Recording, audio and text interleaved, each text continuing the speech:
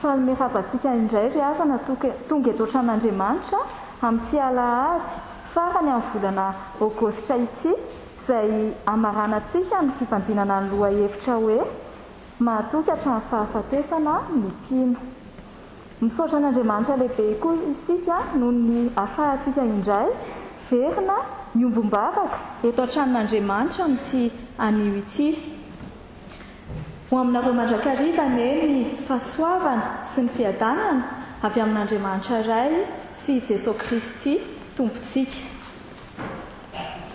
Iary ideran'Andriamanitra isika noho ny fitantanany antsika sy noho ny famindrampony ka ovakitsika eo am-pitsanganana ny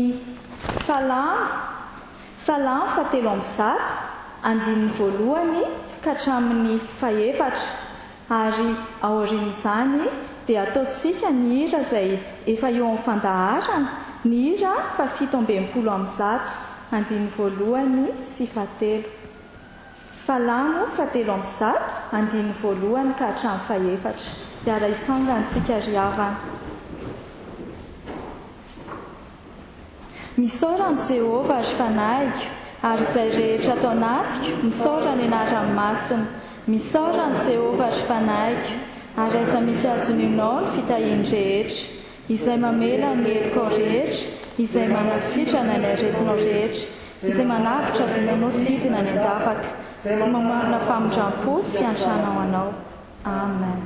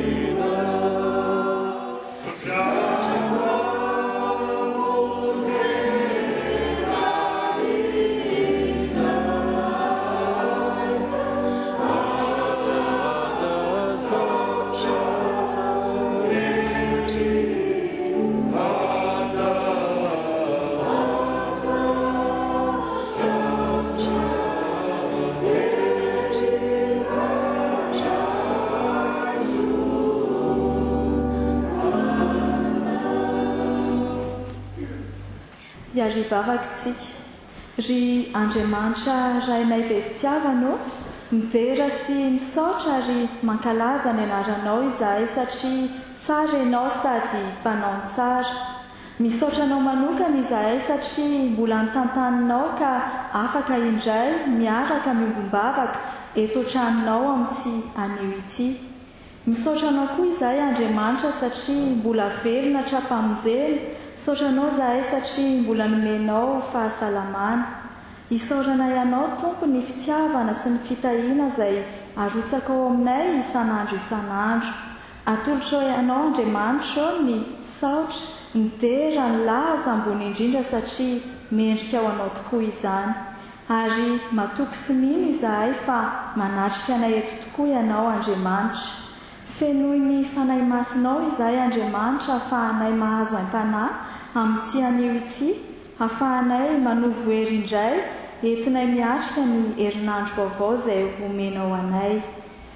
Matsapa nefa izahay Andriamanitra fa tsy mendrika ary mpanota koa mangataka ny famondram-po sy ny famelan-keloka avy aminao.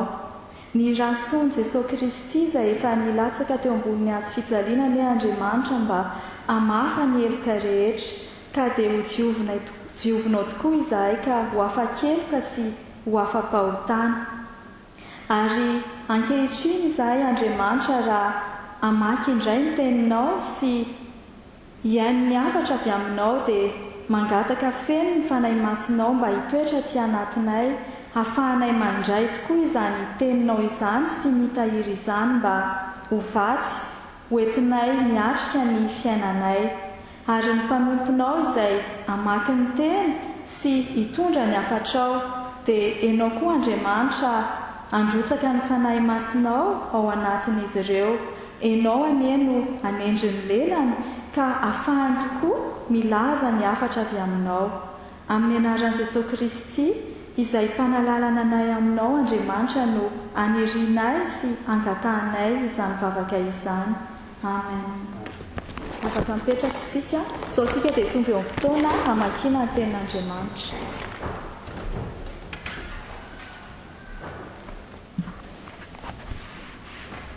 Dia tonga indray tsika amin'ny fotoana hamakiana ny tenin'Andriamanitra ry havana, ka manasanao hamelatra eo ambany masonao ny baiboly ary hamaky ny teny izay hita ao amin'ny fanekena vaovao. Dia ny ao amin'ny boky ny asan'ny apôstôly toko faraky amby roapolo, asan'ny apôstôly toko faraky amby roapolo, raisiny eo amin'ny 10 ary atsahatra hatramin'ny 410. Rehefa hita ny teny ry havana dia miaravaka itsika amin'ny anaran'ny Tompo. Ary raha mitoetra tao andro maro izahay dia nisy mpaminany anankiray atao hoe Agabo midina avy tany Jodia. Ary rehefa tonga tao aminay izy dia niraisiny fekibon'ny Paoly ka namatorany ny tongotra aman-tanany ny tenany. Dia hoy izy, izao no lazain'ny fanamasiny: toy izao ny amatorany Jiosy any Jerosalema ny lehilahy tompon'ity fekibo ity, ka atolony eo an-tanany Jetilisy izy.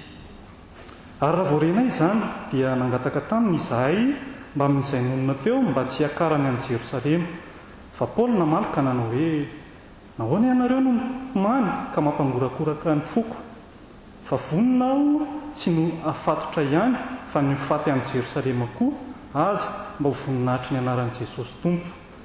Ary noho tsy nanaiky izy dia nitsahatra izahay ka nanao hoe aoka ny sitrapon'ny Tompo no atao. Ray masonao manamasinana anay amin'ny fahamarinana, ny teninao ny fahamarinana.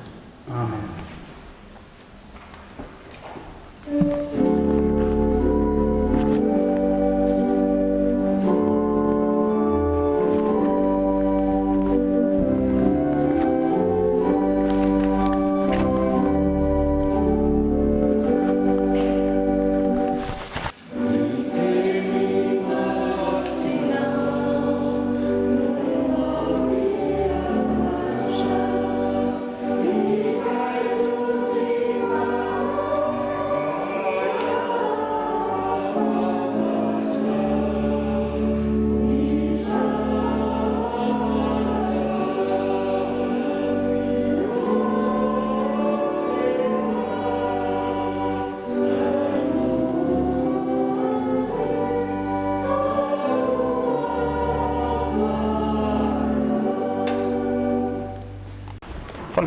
Tsika rehetra ry afaka malalatra ity alahady farany amin'ny volana fahavalo amin'ny taona ity, mbola ao anatin'ny alahady trinitiany isika, alahady faharoambin'ny folo isika manaraka ny trinitiany io, ary dia tononona amintsika ny fiadanan'ny Tompo. Tao anatin'izay herinandro maromaro zay afaka malala izay tsy nahafahantsika ny raha mivavaka tato amin'ny tranon'Andriamanitra, dia ankehitriny soran'Andriamanitra kosa isika noho ny fitiavany fa afaka mamerina indray toy ny fitaovavahana atao anatin'ny fiangonana. Zava-dehibe ry havana ny fafahana miara-mivavaka ty tranon'Andriamanitra, izay ny antony anaovan'Andriamanitra ny trano tahaka izao, famatavana tamasiny fiombonana sy ny maha-iray antsika, koa dia faly ry havana isika mifanaritava eto an-tranon'Andriamanitra, ary mendrika sy rary ny ary tokony atao ny fanomezam-boninahitra sy ny fisaorana an'Andriamanitra tao aoriana izay totsika hoe tsy fifankahitana izay tranon'Andriamanitra izay. Ary dia irintsika ny itoizan'ny fiaraha-mivavaka mitohy fa mba ho resy tanteraka ny varana retina dia itoy ny fiaraha-mivavaka ary atsara trano zany noho ny fahasoavan'ny tompo. Ny bokin'ny asan'ny apôstôly no tandrify novakianantsika teo ry avako araka ny perikiopa. Asan'ny apôstôly toko varaka amin'ny roapolo ndiny voalohany ka hatramin'ny efatra ambin'ny folo fa ndeny andiny fa efatra ambin'ny folo tapany farany no anakiny antsika ny toroteny. Aoka ny sitrapon'ny tompo no atao. Aoka ny sitrapon'ny tompo no atao. Rehefako malala zavatra vanim-potoana sarotra teo amin'ny tantaran'ny apôstôly Paoly no aseho ny tiasan'ny apôstôly toko varaka amin'ny roapolo ity. Nisy fitrakan-javatra tahaka izao voasambotra ny apôstôly Paoly niakatra tany Jerosalema izy, ary rehefa niakatra tany Jerosalema izy dia niona tamin'ny Jakoba rahalahin'ny tompo zany io. Izay nanoratra ny epistily ampelantanantsika hoe epistily ny Jakoba io.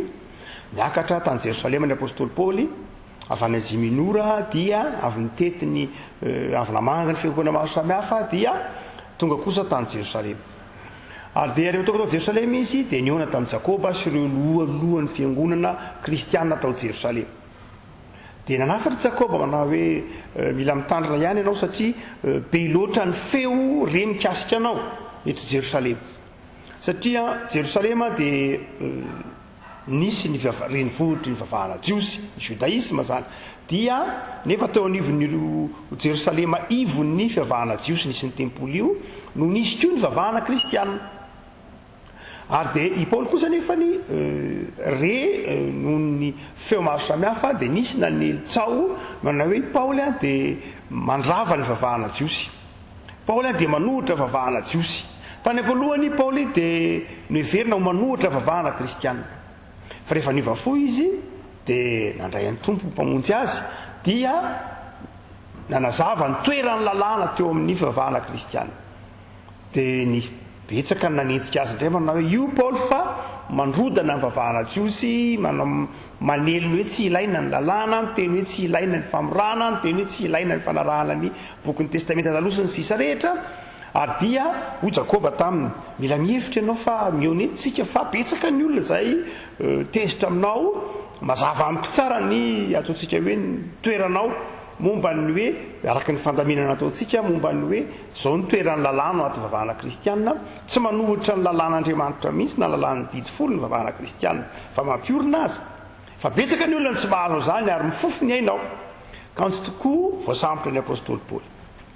Ny voasambotra ny apôstôly Paoly dia hitantsika amin'ny andiny faraka amin'ny roapolo io noentina ny tsaraina ary nefa rano moatra amin'ny toko valo amin'ny roapolo dia fitsarana ny Paoly manomboka amin'ny toko faraka amin'ny roapolo manotonga amin'ny toko farana amin'ny asan'ny apôstôly.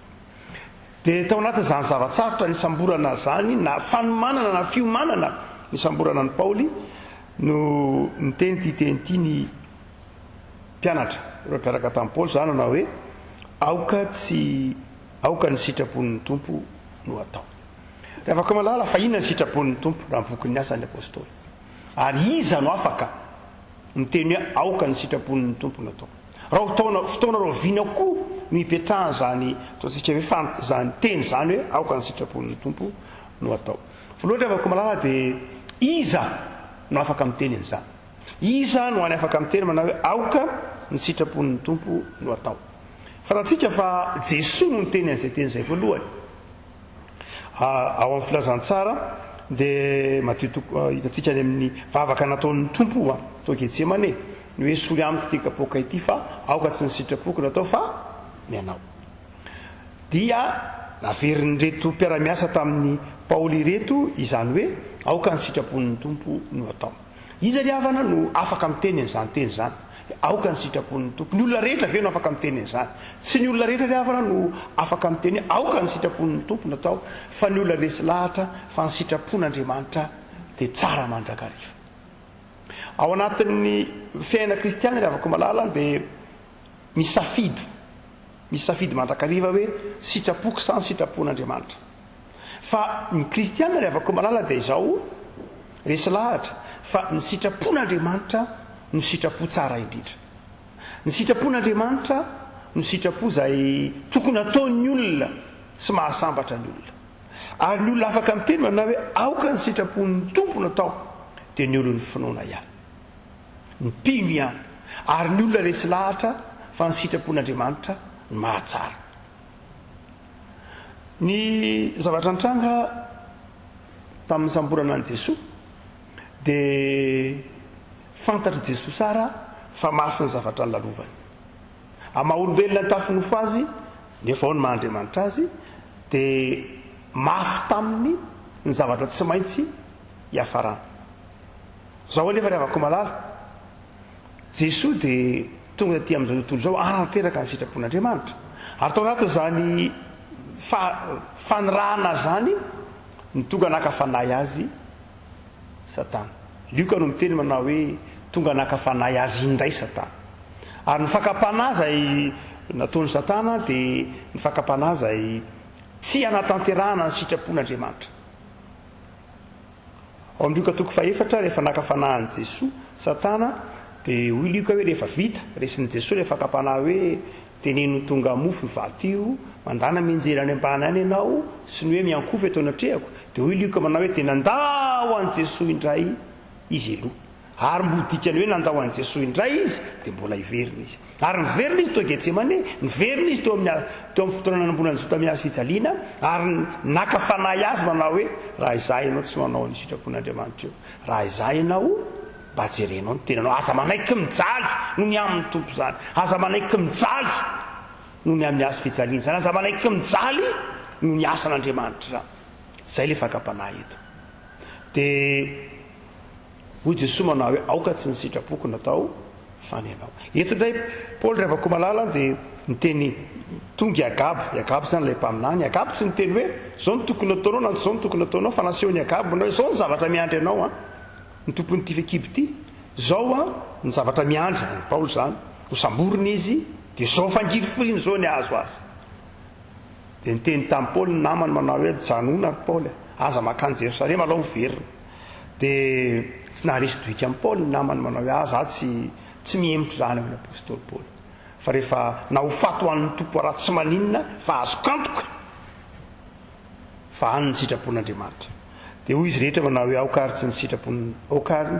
ny sitrapon'ny tompo no atao. Rehefa koa malala ny olona afaka manaiky ny sitrapon'ny tompo dia ny olon'ny finoana ihany, satria ny olon'ny finoana ny mahafantatra fa ny sitrapon'Andriamanitra ny tsara indrindra. Sitrapon'Andriamanitra no mitondra fiainana. Zany ry havako, ny tokony fiainan'ny mpanompon'Andriamanitra dia fanekena ny sitrapon'Andriamanitra. Tokony ho fitenitsika isan'andro mihitsy ity ry havako malala, aoka ny sitrapon'ny tompo no atao. Raha tsy mahateny an'izany ny mpanompon'Andriamanitra dia tsy mbola mpanompon'Andriamanitra izy. Raha tsy mbola mahateny amin'ny fiainany manao hoe inona moa no antom-pisinao kristianina, ny antom-pisinao kristianina dia anaiky ny sitrapon'Andriamanitra. Misy sitrapo be dia be ry havana ety ambonin'ny tany, misy sitrapo miseho amin'ny endrika maro samihafa ety ambonin'ny tany, fa ny tenin'ny mpino dia izao manao hoe amin'ny fiainako dia izao aoka ny sitrapon'ny tompo no atao. Fa ny faharovako malala tsika manao hoe iza no afaka miteny an'izany teny zany? Ny fiangonana. Ianao no afaka miteny zany, ary ianao no andrasan'ny tompo hiteny an'izany. Fa ny faharovako amin'ny fotoana inona no hitenena koa hoe aoka ny sitrapon'ny tompo no atao? Amin'ny fotoana inona eo amin'ny fiainan'ny mpino? Rehavako malala ny fiainana kristianina dia asehon'ny soratra masina ho tahaky ny ady. Ary efa tenenin'ny apôstôly Paoly manao hoe miady tsara ny finoana ianao. Ny fiainana kristianina dia rafitinina dia azakazaka, ady tsara. Ary indraindray miady ao anatin'ny olona mihitsy, ao anatin'ny fiainan'ny mpino, ny fanatanterahana ny sitrapon'Andriamanitra sy ny fakapanahy izao tontolo zao miady isan'andro amin'izany ny mpino. Fa amin'ny fotoana inona izy no miteny aoka ny sitrapon'Andriamanitra na ny sitraponao no atao? Amin'ny fotoana izay andalovany fizahan-toetra ry havana. Amin'ny fotoana andalovana fizahan-toetra. Eto ny apôstôly Paoly dia zahana toetra.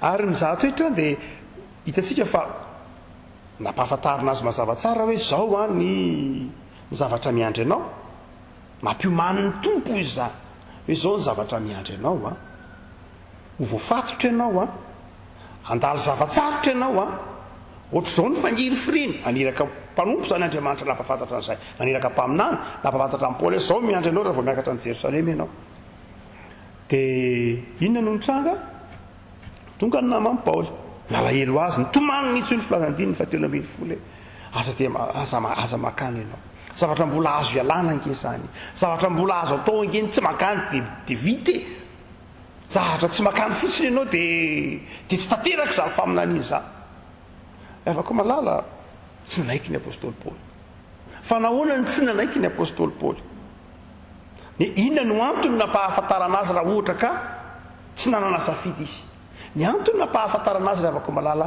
dia iomanana izay fotsiny ihany iomana ny antony amin'ny apôstôly Paoly ny antony nilazany agabony hoe toy izao ny zavatra azo anao dia ho fiomanana ara-tsaina ara-panahy hiatrehina ilay zava-tsara fa tsy fampiamorana azy akory raha ohatra ka amin'reto mpianatra reto zany dia izao le namany Paoly dia miteny manao hoe ny antony nanirahany tompo ny agaba ampahafantatra aminao hoe zao ny zavatra hiandry zao ny zavatra hiatra aminao dia izao mba hahatonga anao tsy hoany Paoly manao hoe tsy izay midikany fa ny antony nanirahany an'iny dia izao hahatonga iomana fotsiny ihany ahafahako miatrika na dia ny fahafatesana zany hoe manoloana n'ilay faminaniana dia efa tsy nitovy ny fomba fijerin'ny Paoly sy ny namany Paoly namany Paoly manao hoe ny antony nampahafantarana anao an'iny dia tsy akanesanao any dia Paoly manao hoe ny antony nampahafantarana an'iny tsy hoe tsy akanesako any fa vao mainka akanesako any mihitsy aza afaka malala amin'ny fotoana inona ary amin'ny fotoana ny fizahn-toetra amin'ny fotoana metrahana fanontaniana ny amin'ny inona marina ny sitraponao Andriamanitra no itenena antsika dia afaka manao hoe aoka ny sitraponao no atao misy lafiny zavatra ry afaka malala raharay tsy miariary ny sitrapon'Andriamanitra inona ny sitrapon'Andriamanitra miteny agabo manao hoe zao any zavatra azo ity olona ity dia zatra tamy dia mipiana manao hoe zao ny dika ny azo ataony tsy makany Paoly manao hoe vao mainka tokony hoany inona ny sitrapon'Andriamanitra dia farany betona manao hoe izy rehetra manao hoe raha izany ary no izy dia zao aoka ny sitrapon'Andriamanitra ny atao fa izao andao andeha ihany fa raha tian'Andriamanitra miamonjy ianao dia vonjeny ianao afaka malala amin'ny fotoana ina no itenenantsika hoe aoka Andriamanitra ny sitraponao no atao amin'ny fotoana izay indraindray tsy fantatritsika hoe inona ny sitraponao indraindray tsy avy hatrany dia hita miariary zany ny sitrapon'Andriamanitra hoe afaka malala indraindray tsy avy hatrany dia fantatritsika na indraindray na avy hatrany dia fantatritsika fa izao tsy maintsy mitondra ny mavesatritsika ny fitondrana azy amin'ny fanekena azy ka ny dikany teny hoe aoka ny sitraponao ny atao efa fahavononana sahady anao ny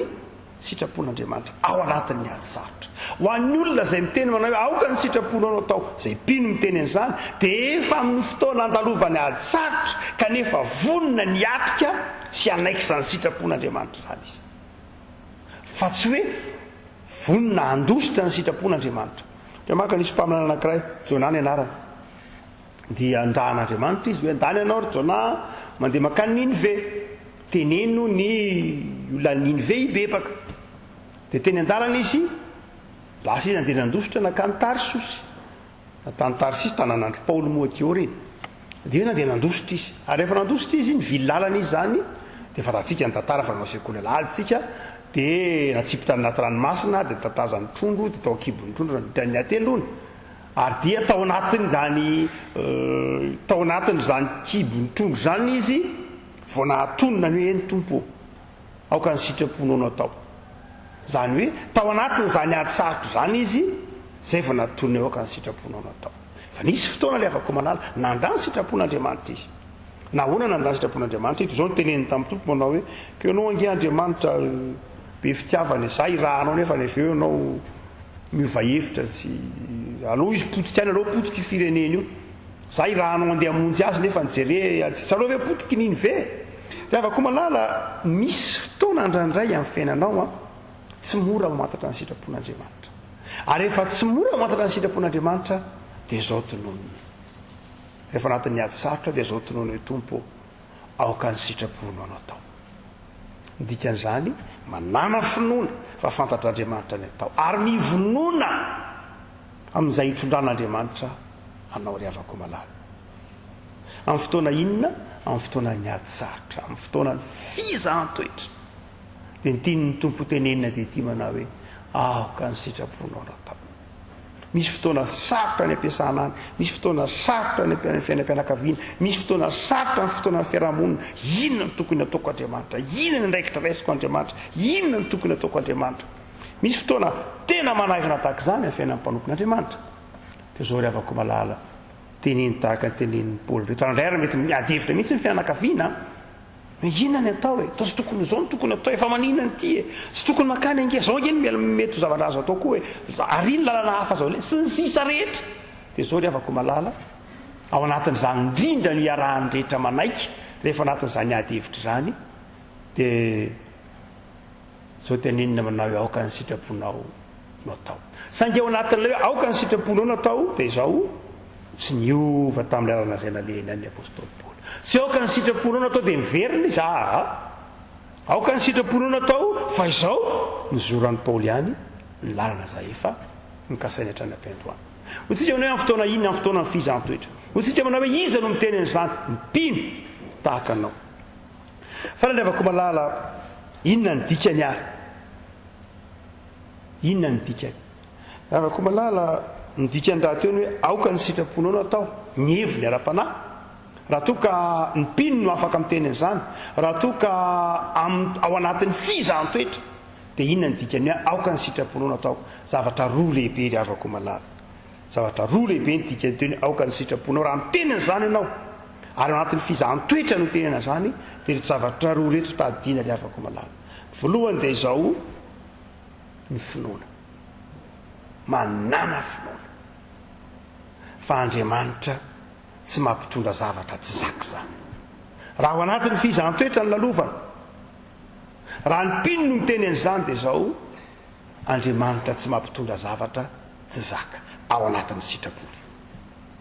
Mafy tamin'i Jesosy no niteneny io teny io, mafy tamin'ny Paoly sy ireo naman'i Paoly nitomany mihitsy ara no niteneny io teny io. Fa zao ry havako malala manana finoana fa tsy mampitondra zavatra tsy zaka Andriamanitra ao anatin'izany hoe fanaovana ny sitrapony izany.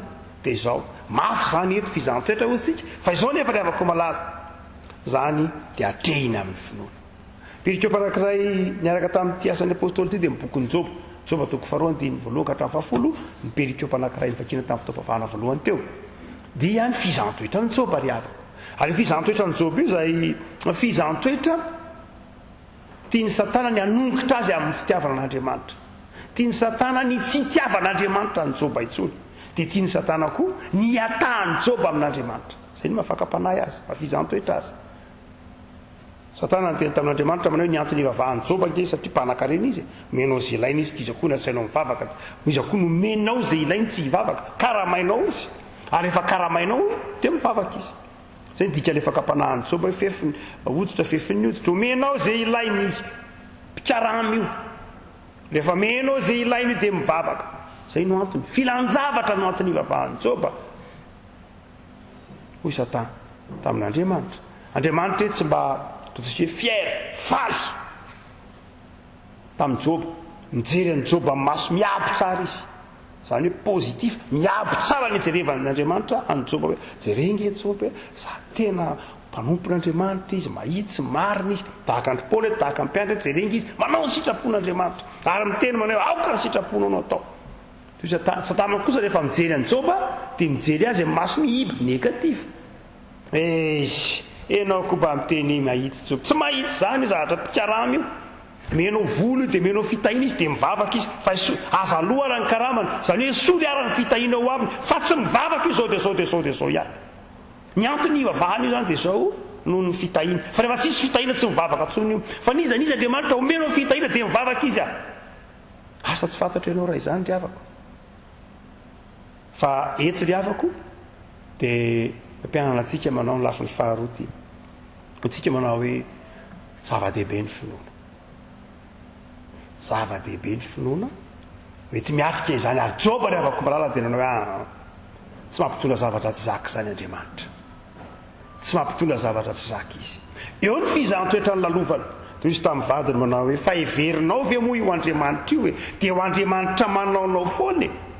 Satria mivadiny Joba ny teny taminy raha izay ianao miala amin'Andriamanitra zao ve nataon'andriamanitra anao dia mbola mivavaka ihany ianao dia niteny Joba manao hoe fa heverinao ve io andriamanitra io fa andriamanitra manao anao foana ary zany ry avako malala no nataontsika hoe mbola endriky ny rentsika indraindray amin'ny fiainam-piarahamonina mametra-panontany hoe fa nareo kristiana ve dia mbola mivavaka ihany fa inona ny mbola ampianteranareo any am-piangonana fa maninona anareo mbola maka any am-piangonana ihany fa misy andriamanitra meno anareo ve ihany sa inona no andehananareo any tahaka ny tenyny vadiny Joba tamin'ny Joba fa maninona mbola miankona ihany ianao maninona mbola mivavaka ihany ianao toy Joba manao hoe satria fantatry ny andriamanitra tsy ny soa ihany tsy ny tsara ihany nataon'andriamanitra eo amin'ny fiainan'ny olona fa averany andalo koa ny fizahn-toetra avelany lalovany koa ny fizahn-toetra fa izao iny fizahn-toetra iny mandalo ihany zany ry avako malala teny entinao ampahery anao amin'ny tiasan'ny apôstôly toko 1 ity dia izao tsy mampitondra zavatra tsy zak'andriamanitra manana finoana ary tsy mampitondra zavatra tsy zak'andriamanitra ary dia ny olona afaka miteny manao hoe aoka ny sitrapo ny tompony atao dia olona manaiky fa misy ny fizahn-toetra misy ny zavatsarotra lalovana misy ny fangiry firina ary efa nampahafantarin'ny tompo meloha azy zany ny tompo ry havana tsy mba manafina zavatra amin'ny fiainan'ny mpanompony zany ny tena marina tsy misy mihitsy zany hoe zavatra tsy apoizina ratsy amin'ny fiainan'ny mpanompon'andriamanitra misy ny accident ekena misy nataontsika hoe surprise ratsy angambany amin'ndray amin'ny fiainan'ny zanak'olombelona fa amin'ny fiainan'ny mpanompon'andriamanitra afaka malala dia izao na misy azy zany dia avelan'ny tompo zay zakany ihany ny andala ary raha tena mafy azy zany dia ampiomany hatramin'ny fahafatesana ary hatramin'ny zavatsarotra maro dia fanao man'ny tompoky mpianatra hoe izao ny zavatra hitranga any amparany ihany dia isy zavatra ohatr'izao andriamanitra zany dia afaka malala dia efa tena mampiomana ny mpino zany ny tompo mahatonga antsika afa miarika zavatra sarotra tahaka izao amin'ny fotoana iaintsika tahaka izao rehefa saika be dehibe nefa voa mivalana aretina mba be dehibe saika izy atokantranona ny maro dia efa saika ahitana voany zany fa izao ry avako rehefa mijery azy reny mijery an'ilay olana miresaka amin'ireny olona ireny dia izao mampieritreritra mihitsy ry avako fa tsy dia tena araky marina loatra fa ataony fiarovatena ary mafisina mihitsy zany ankehitriny ataovany fiarovatena fa izao rehefa sanatry ry avako malalaka tonga ilay izy satria fa aretina tsy hitsy zay eny amin'ny rivotra izy dia rahandray tonga tapoka mihitsy zay ataontsika hoe tsy hanapoizana azy dia izao matoky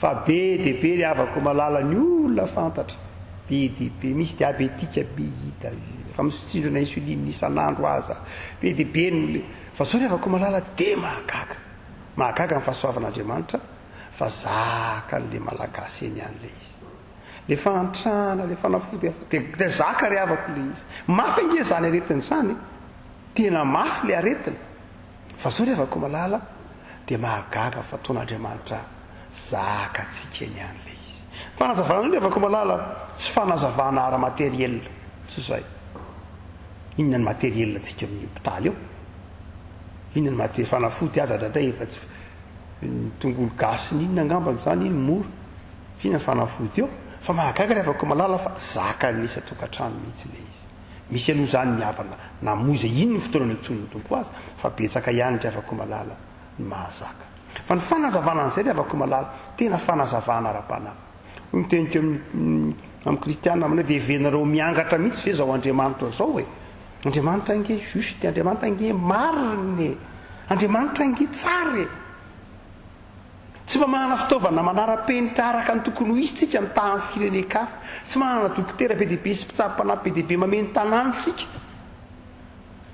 tsy manana zany tsika fa manana ny fahasoavan'andriamanitra mivavaka ataon'ny fiangonana mivavaka ataontsika zay no nankiray mametra ny ohatr'izany mahitra ny zavatra tahaka izao ny fiarovatena ve inona ny fiarovatena antsika ataontsika eo tiditra atsika riatsena eraky ny arabe tsy tandrina samy tana fa masika kely ina koa ny voariny iny rehefa tena tonga tokoa ilay izy masika ny dokotera aza mamoko fa tena miditra kely izy fa tena ny fahasoavan'andriamanitra mihitsy ry afako malala tena ny fahasoavan'andriamanitra ny mandrakotra n'ilay fiarahamonina zay ny fanazavana mafy angely aretina fa gaga ianao fa dia misy olona tena hitanao mihitsy tena tsy mbo arona moazo ty olona ty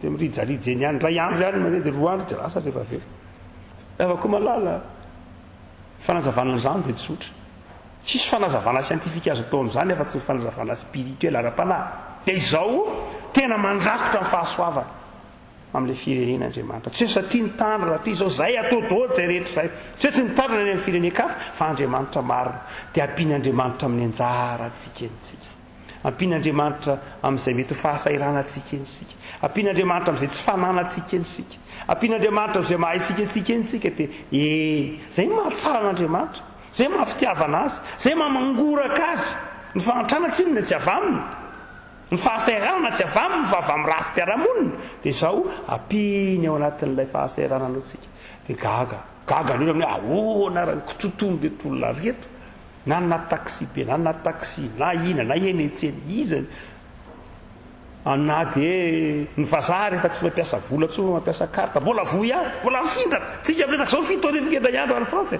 7 arivo ny tratra vola ngezany nefa ny fitandremana tahaka n'iny ny karta ampiasainy ery efa zao ny gasy amin'ny fotoa iny vola zany efa tsy fantatra tsony ohatran'ny mosoarany Faransa izy dia gagy ianao fa iny eny ihany dia misy vola betsaka kely avany be dia be ny vola dia izy sotra n'Andriamanitra fa zany akory tsy milaza hoe manaovako tontolo Andriamanitra tsy mpiaraka amin'ny olona mpanao tontolo sy mpitandrina fa miaraka amin'ny olona mandalo fizahn-toetra ka mampandresy azy zay n'Andriamanitra eto Paoly dia fantatr'Andriamanitra fa handalo zavatsarotra izy fa zao nampioman'ny tompo izy hoe miomany ianao fa zao ny zavatra tokony hitranga tahaka ny hoe manaovy ianao masika fa tsy maintsy hitranga io miomany ianao zao ny zavatra hitranga dia nanirahany fanompo anomana amin'ny Paoly fa izao atrehiny Paoly ny zavatra rehetra toam-pamarana ny avako malala inona ny vatsoanao tenin'Andriamanitra dia ity tokony hiteny isan'andro ny mpanompon'Andriamanitra hoe aoka ny sitrapon'ny tompony atao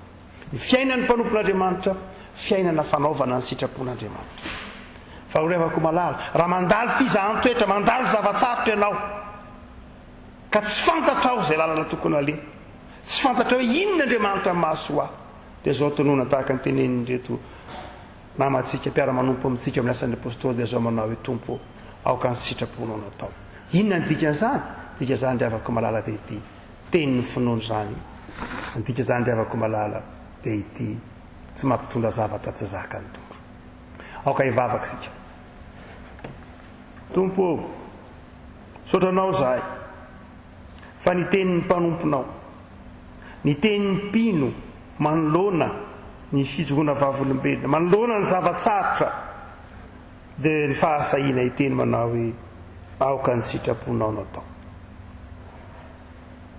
tompo eto anivon'izao fiarahamonina sy izao tontolo izao miala tsikelikely amin'ny finoana izao ny ijoroan'ny fiangonana vavolombelona ankehitriny eo anivon'ny fiarahamonina manozongozona ny fahamarinan'ny sitraponao sy ny fahatsaran'ny sitraponao no itao manao ny fiangonana hilaza mpahabe maso haneho ny finoany fa tsara ny sitraponao mahafaly mitondra fifaliana ny sitraponao tompo dia ndreto izay fiangonanao ankehitriny manono izany teny izany aoka ny sitraponao tao eo amin'ny fiainanay aoka ny sitraponao tao ao amin'ny tokantranonay aoka ny sitraponao tao eo amin'ny firenenay aoka ny sitraponao tao indrindra eo amin'ny fiangonanao ankehitriny tompo vavak'izao an'ireo havanay marary vavak'izao an'ireo havanay manana olana ianao Andriamanitra nasitrana fa efa nitondra ny aretina rehetra tanao lan'i Jesosy zanakao ianao ary fantatray fa fanasitranana ny teny fampanantenanao sotranao manokan'izay no ny amin'ny fiarovanao sotranao manokan'izay fa tsapanay eo anivony tsirairay zany tsapanay f'Andriamanitra nanaiky niarana antra taminay ianao tanao lan'i Jesosy zanakao tsapanay f'Andriamanitra niaraka niafy taminay ianao tamin'ny lalan'i Jesosy zanakao dia ampaherezy tompo atoky fa tsy mampitondra zavatra tsy zaka ianao ny zaka ao anatin'ny fizahn-toetra ihany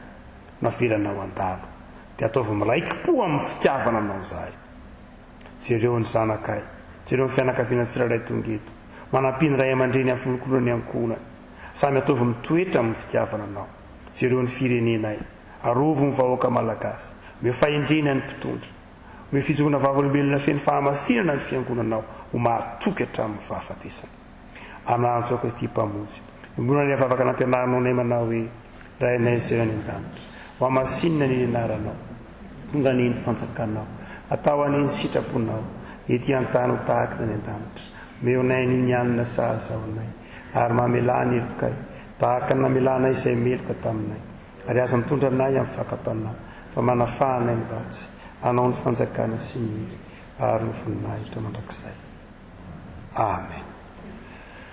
Dia rosy avako malalantsika amin'ny fotoanan'ny fanatitra ary dia nira eo fandaharana andeha ataontsika hira fahenina amby 700 ndeny andininy voalohany sy faharoa ihany ataontsika ry havana vita ny andininy voalohany sy faharoa dia toizan'ny mpiteny zava-maneno zava-maneno fa ny andininy fahatelo kosa ataontsika ry havako ataontsika ao arinany nitsodrano ny andininy fahatelo amin'izany enina amby 700 zany.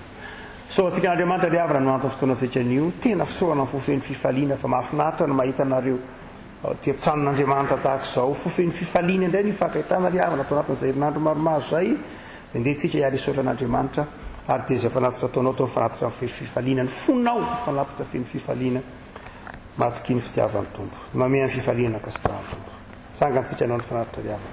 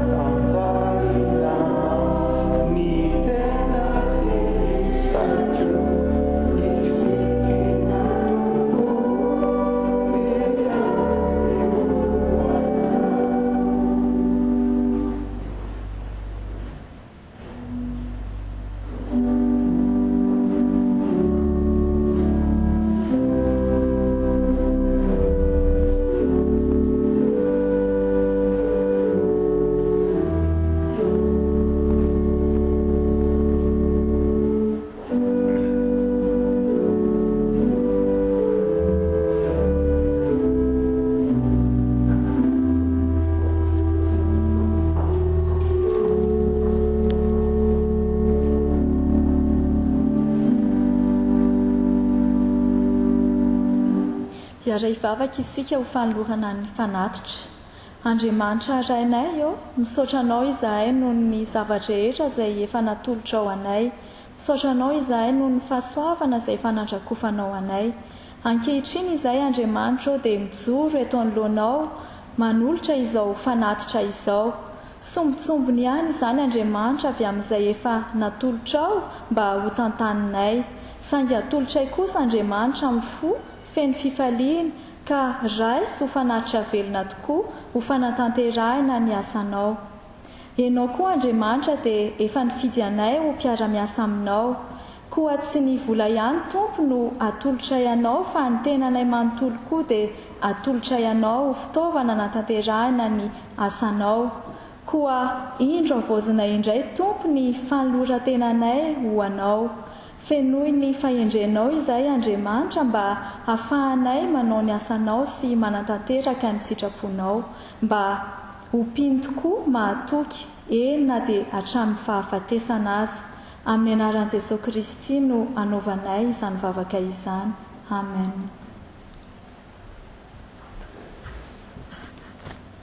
Andaontsika ry havako malala Raony Velo Lucie ary dia amin'ny 1:10 aorian'ny fotoam-pivavahana amin'ny 1:10 no fotoana ampahirizana ny fianakaviana etsy Akazotokana Antsahabe rehefa avy eo zany dia ampahiry zany fianakaviana namoy reny zany isika fiangonana asana am'roabe folo latsaka anao zany ny firavahan'ny fitaopavahana vakebiny folora izay tsika vao de midina mampahery miditra manohy ny fianarana ny katekomena ry havana amin'ny sabotsy zao amin'ny valora tsy amin'ny akany no fianarana katekomena tsy miova amin'ny valora ny fianarana katekomena naraisana rakifisaorana ry havako misaoran' Jehova ry fanahiko a zay etra tonatiko misaorana ranomasina misaoran' Jehova ry fanahiko raha misy adonanao ny fitainy rehetra zay manavitra anao tsy dinodavika manototra rakim-pisaorana raha etsery azy inona no avaliko an Jehova no nysorehetra nataony tamin'ny Pisaramo faina amin'ny salodiny faharoabiny folo manolotra vola 5 tapitrisa ariary ho an'ny fiangonana Andriamanitra irery ny voninahitra raiso ny tsodrano tononona ho anao aminaran'i Jesosy Kristy Tompo fahasoavan'i Jesosy Kristy Tompo izay mihosotra noho ny fahalana rehetra ny eo aminao ka ny Tompo Andriamanitra ao ny aro ny fonao iaro ny hevitrao iaro ny ainao ho tanteraka tsy anatsiny amin'ny fiavian'i Jesosy Kristy Tompo mahatokana efa niantso anao izy no ampandresy anao ampifaly anao mandehana fiatana amen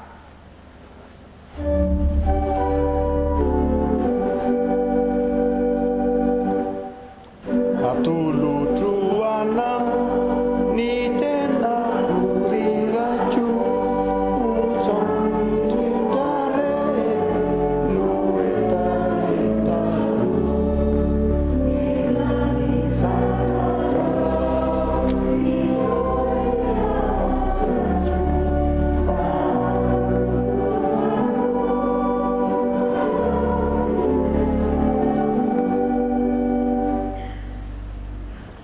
Andriamanitra ireo ny voninahitra amin'ny anaran'ny Ray sy ny Zanaka ary ny fanahy masina. Amen.